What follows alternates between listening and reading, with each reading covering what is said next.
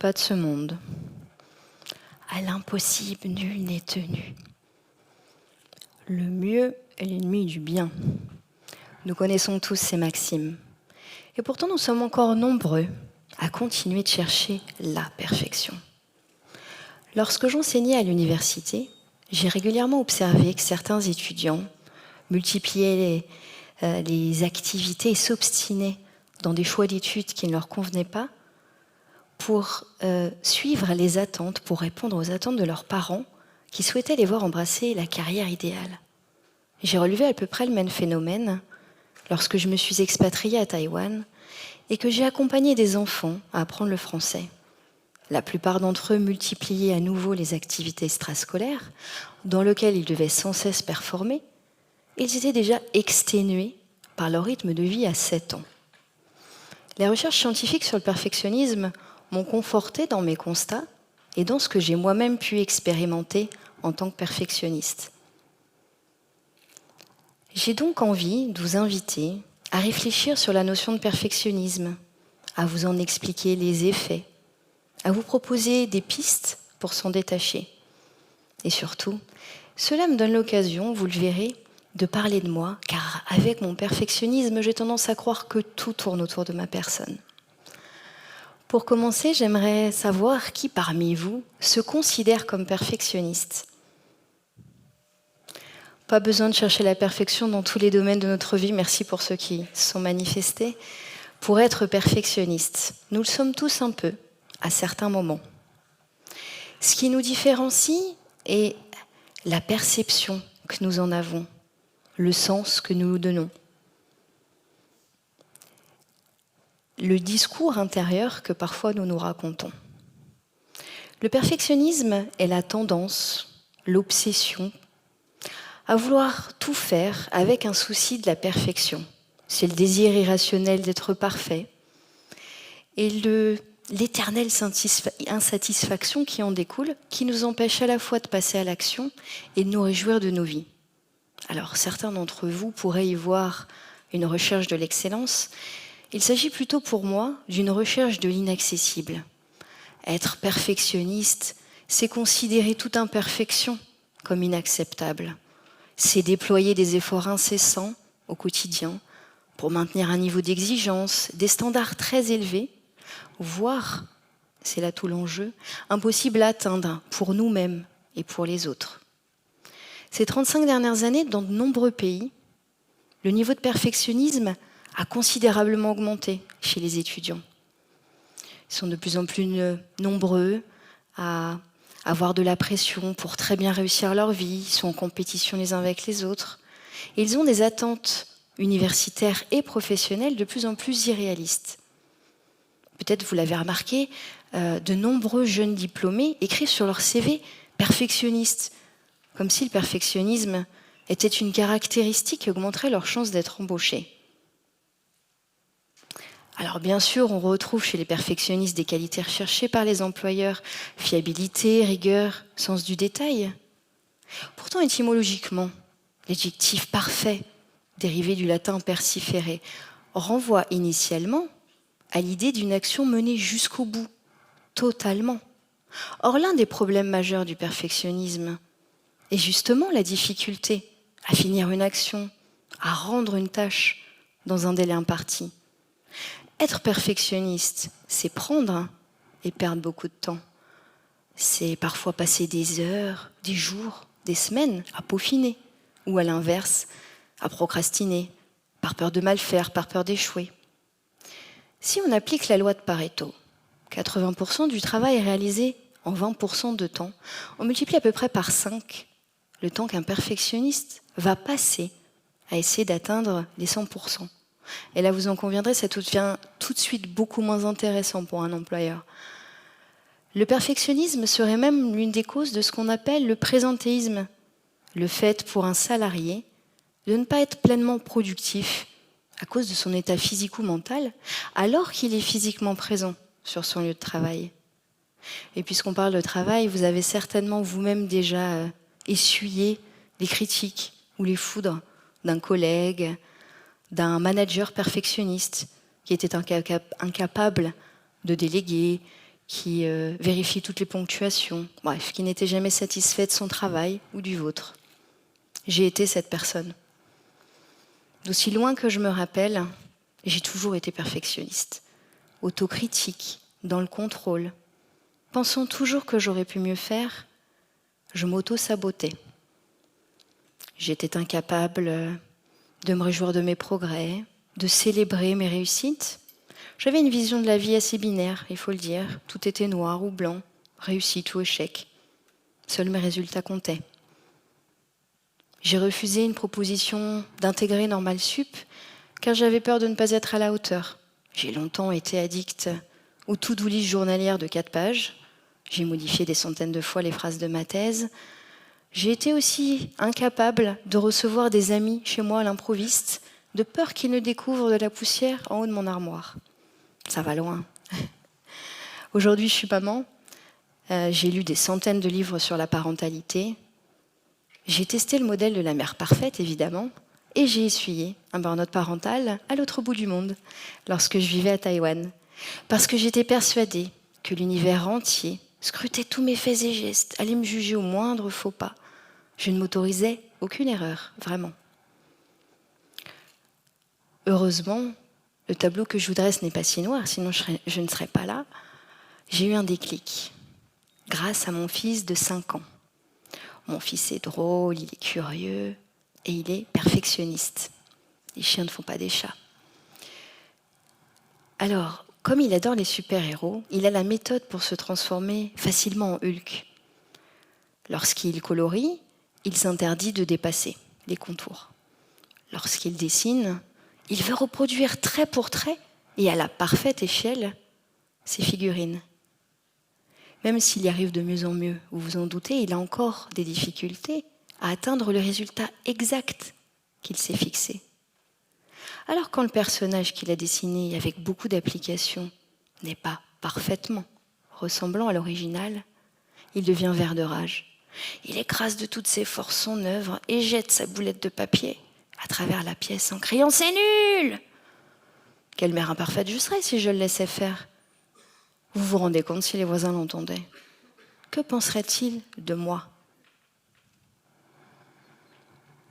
Quel que soit notre âge, être perfectionniste n'a vraiment rien d'enviable. Nous multiplions les vérifications. Nous consacrons notre énergie à des détails que la plupart du temps nous sommes les seuls à voir. Nous nous auto-flagellons car nous considérons la moindre erreur comme le drame de notre vie. Cette quête permanente et illusoire, j'insiste, ne nous amène qu'à un seul résultat, nous déconnecter de la réalité et de notre bien-être. Certains perfectionnistes vont si loin qu'ils développent un perfectionnisme pathologique. Épuisement, anxiété, troubles alimentaires, dépression, burn-out, pensées suicidaires. La liste est longue. On devrait pouvoir trouver sur tous les bulletins scolaires la mention « Attention, le perfectionnisme peut gravement nuire à votre santé ». Selon une étude canadienne menée sur 450 adultes, les personnes ayant des scores de perfectionnisme élevés ont quand même 51% de risque de décès plus élevé. Certains chercheurs commencent donc logiquement à envisager le perfectionnisme comme un véritable problème de santé publique. À l'UC Louvain, ils ont notamment montré le co-émotionnel du perfectionnisme en réalisant plusieurs expériences sur la manière dont les perfectionnistes s'efforcent de gérer leurs émotions lorsqu'ils sont en situation d'échec. Dans le test Match to Sample, par exemple, les participants devaient déterminer si une figure géométrique était semblable à une autre, présentée un peu avant. A priori, rien de compliqué. Pourtant, puisqu'ils pouvaient revoir la figure initiale autant de fois qu'ils le souhaitaient, certains sont revenus en arrière plus de 50 fois. Ainsi, dans des circonstances défavorables, on comprend que non seulement les perfectionnistes ressentent des émotions inconfortables plus intensément que les autres, mais qu'ils recourent à des stratégies inappropriées pour tenter de les réguler. En fait, à partir d'un certain stade, ils recherchent la perfection, non plus par choix, mais par obligation, parce qu'ils sont incapables de faire face à un nouvel échec au plan émotionnel. C'est pourquoi, à mon sens, il est fondamental de comprendre, de retenir que l'erreur est humaine, que le processus essai-erreur est nécessaire pour apprendre, pour évoluer. Que se passerait-il dans le développement de l'humanité si, soudainement, les bébés, par peur de ne pas voir approbation et amour, dans le regard de leurs parents, s'arrêtaient d'apprendre à marcher ou à parler? Combien de découvertes scientifiques et culinaires ont été faites par erreur? Je ne sais pas pour vous, mais moi je préfère finalement me laisser guider par mes envies, par ma créativité, me tromper et recommencer plutôt que de ne rien faire du tout. Mieux vaut fait que parfait. Ces dernières années, dans ma vie personnelle et professionnelle, j'ai choisi la voie de l'optimalisme plutôt que celle du perfectionnisme. Cela m'a permis de consacrer du temps à des choses vraiment importantes pour moi, à augmenter mon niveau d'énergie et de confiance en moi. Selon le professeur en psychologie Tal Ben-Shahar, les optimalistes, sont des perfectionnistes positifs. Ils ont une vision raisonnable de la réussite. Ils considèrent les échecs et les émotions inconfortables comme faisant partie de la vie. Et surtout, c'est ce qui m'intéresse, ils osent se lancer dans de nouvelles expériences au risque d'échouer. Si vous ne l'avez pas encore compris, vous êtes ma nouvelle expérience optimaliste cet après-midi. J'ai l'impression que ça se passe plutôt bien, je vous en remercie, mais j'ai une confidence à vous faire quand même. Optimaliste ou non, le perfectionnisme ne disparaît jamais complètement. Nous apprenons à vivre avec. Nous croyons souvent que nous en sommes débarrassés, mais il refait surface. Vous savez, un peu comme le moustique qui finit par nous piquer alors que nous nous pensions hors d'atteinte. C'est exactement ce qui s'est passé cette nuit pour moi et les nuits d'avant.